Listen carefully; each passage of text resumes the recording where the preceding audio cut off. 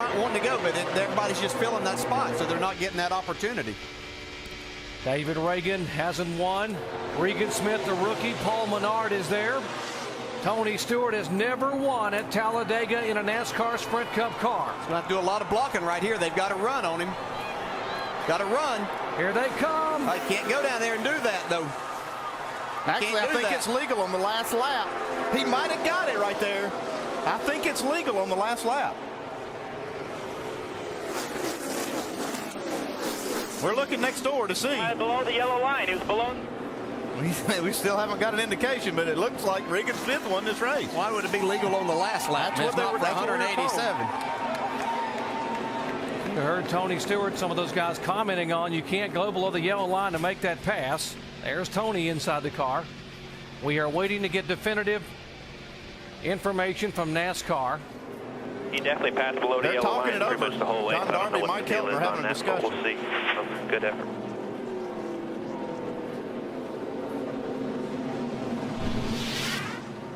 Here's the replay again. Watch a 0-1. And he got forced down there. I mean, Tony Stewart actually forced him down a little bit. Well, yeah, if you're going to consider that he only, yeah. They are saying Tony Stewart has won the race. Tony Stewart is the official winner here at Talladega. They would not allow that pass below the yellow line.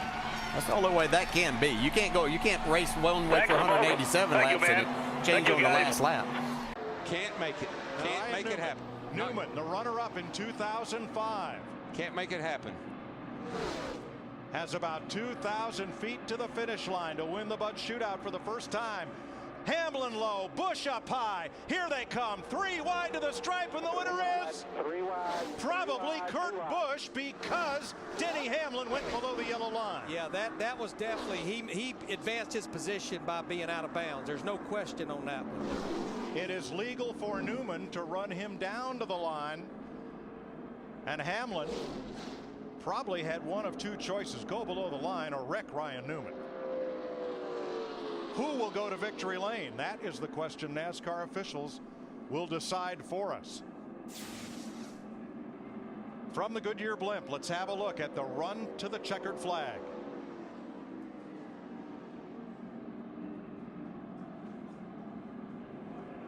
I mean, he is all the way below the line. The question is, would they deem that coming to the checkered flag and game on? And I've always thought on the last lap, when you could see the checkered flag, you do what you got to do.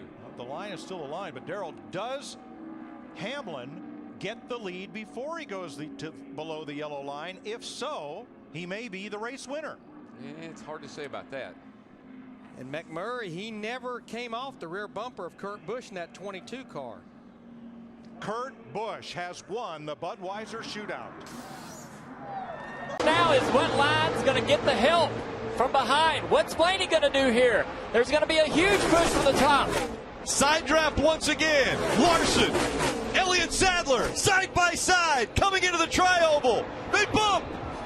3 wide. The big move on the inside. A huge win for Haley. Wow. Where did that run come from? That was a veteran move. They got side by side for the lead. They got slow. Haley got a big push, made it 3 wide. He did. Man, I mean, he it's like he knew that was coming.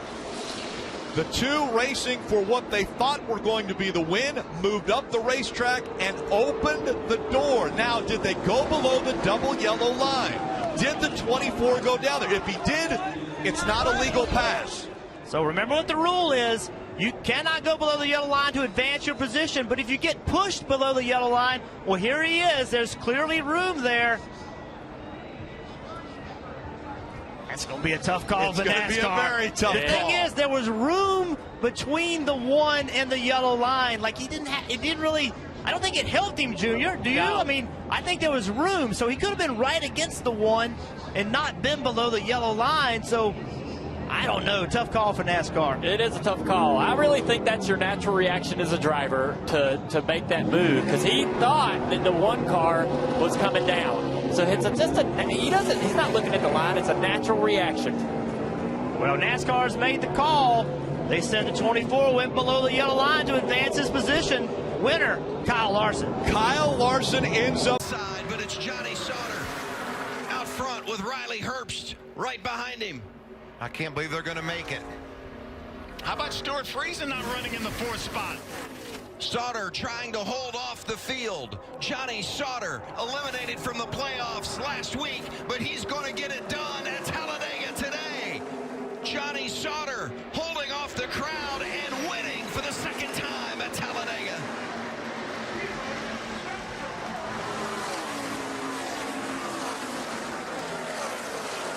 Boy, that was some pretty intense blocking by Sauter on Riley Herbst. Riley runs off the road because of the block by Sauter. NASCAR says in their judgment, if you force a truck below the line by blocking them there, you could be black flagged. And below the line goes both those trucks. I don't know what the call will be there. If they take this one away from Johnny Sauter, then I'm not sure that Spencer Boyd may be the guy. That's Boyd in the white truck. The white truck. But I don't see where Herbst did anything wrong. You can't advance your position by going down the yellow, below the double yellow line. And he didn't. Riley Herbst did not advance his position. Look at Spencer Boyd, I think, comes across the line. He does. Comes across the line in 2nd place. Yeah, he was the 2nd place truck, and NASCAR is looking this finish over.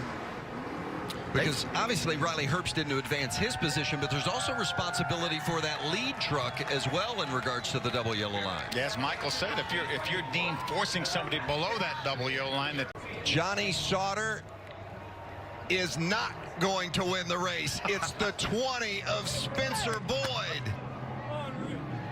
Unreal is right. That's what you get at Talladega. Unbelievable. Now Boyd's going to have to get back in the truck. He's going to have to go to victory lane. Oh, and Johnny Sauter is going to be furious. To try to block the spot. Dave, Kyle Busch wants to pit. He tried not to get out of line, but the 11 got in under him. They were telling him to wave everybody off, and then he tried to get around Tony Stewart. And we got everybody trying to pit and go around people. Trying not to wreck.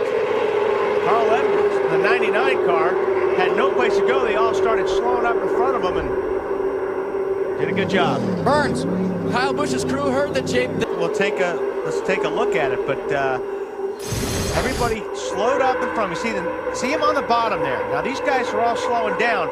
All Carl Edwards is doing right there is avoiding a wreck. He did not gain any position. He lost position. By doing that, he lost 3 positions. I do not understand that one. I guess he could have just wrecked him and then not got penalized, but I mean, that was just avoiding a crash. I'm not gonna get wrong. I wouldn't either. That's Carl Edwards on the radio.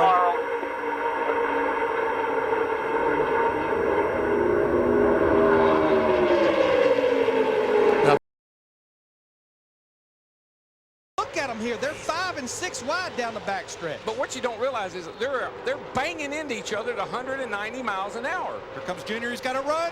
Kenseth tried to close him off. Left the line. It's going to be borderline, guys. It's going to be borderline.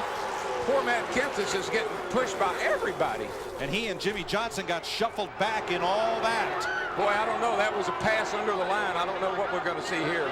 The question will be whether or not they deem he was forced down below the line. It would be very unpopular to black flag him. 3. You don't want to open up the bottom. NASCAR has called Junior's pass a clean pass. This is for the win. Can he do it, guys? It'd be 4 in a row. He has about a 1/4 of a lap to go. Remember, the start-finish line is way down headed into turn 1. It's not in the center of the trial. Can't do it, Larry. You can't make it. You're not going to pull out and pass him with a single foul like that. Dale Earnhardt Jr. 4 straight wins at Talladega. Kevin Harvick second, Elliott Sadler third, Ricky Craven fourth, and Terry Labonte top 5 finish. As they made their decision that Earnhardt Jr.'s pass was legal.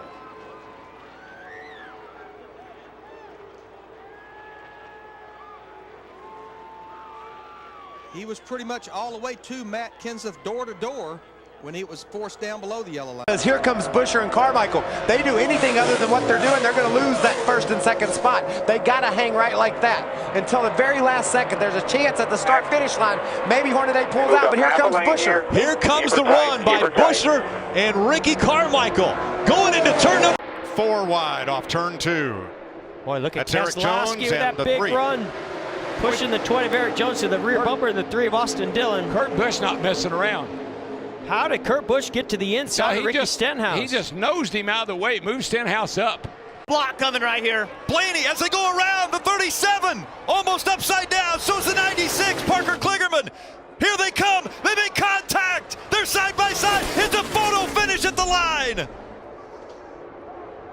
Blaney and Newman were side by side when they crossed the line. Yellow line, the truck race was ruled. The winner went below it to advance a position. We're right here.